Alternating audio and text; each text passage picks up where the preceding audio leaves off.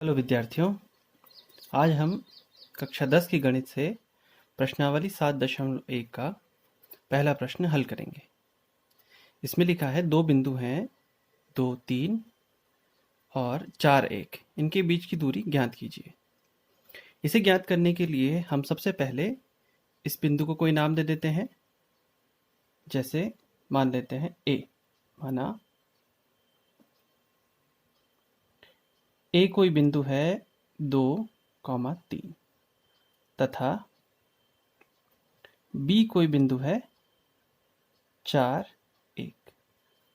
अब हम इन दोनों के बीच की दूरी ज्ञात कर लेंगे, जो कि होगी AB। तो दूरी सूत्र से वर्गमूल x2 माइनस x1 इसका पूरे का वर्ग धन y2 माइनस y1 और इस पूरे का वर्ग। अब आप ये सोचेंगे कि x2 क्या होगा, x1 क्या होगा, y2 क्या होगा, y1 क्या होगा। तो पहले बिंदु के x निर्देशांक को आप कह दीजिए x1 और y निर्देशांक को कह दीजिए y1। दूसरे बिंदु के x निर्देशांक को कहेंगे x2 और y निर्देशांक को कह देंगे y2। तो इसको लिख लेंगे। x2 के स्थान पर हो जाएगा 4, x1 है 2, इस पूरे का वर्ग करेंगे, फिर जोड़ना है y2 हो जाएगा 1, इसमें से घटाना है y1 हो जाएगा 3 और इस पूरे का वर्ग। 4 ऋण 2 का वर्ग, 1 ऋण 3 यानी कि ऋणात्मक 2 और इसका वर्ग। 2 का वर्ग 4 और ऋणात्मक 2 का वर्ग वो भी 4। इन दोनों को जोड़ लेते हैं तो आएगा 8। इसको सरल किया जा सकता है। 8 को आप कह सकते हैं 2 गुणा 4 और 4 का पूरा वर्गमूल ज्ञात कर लेते हैं 2 वर्गमूल 2। तो ये है उत्तर।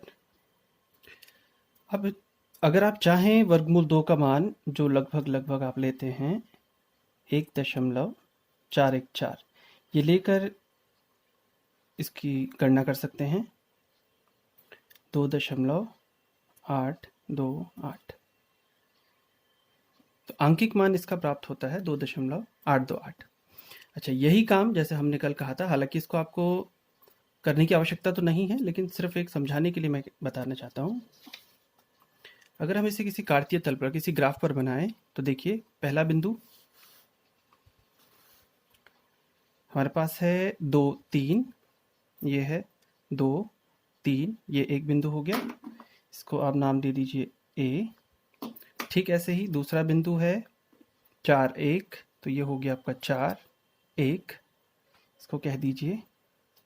अब इन दोनों के बीच की दूरी यानी AB इन दोनों को मिलाने से प्राप्त हो जाएगा।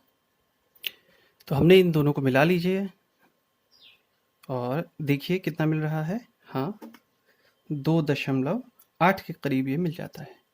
लेकिन इसमें मिलीमीटर से छोटा तो माप नहीं सकता स्केल, इसलिए हम इसको गणितीय रूप में इतना कह सकते हैं कि 2.828 ही प्राप्त हुआ। और ग्राफ में लेकिन हम इसको इतनी अधिक शुद्धता तक यानी कि 828 को मापना मुश्किल है। और आगे भी हम जितने भी प्रश्न करेंगे उनको सिर्फ इसी विधि से दूरी सूत्र लगाकर करेंगे। ग्राफ की हमें हर सवाल में आवश्यकता नहीं पड़ेगी।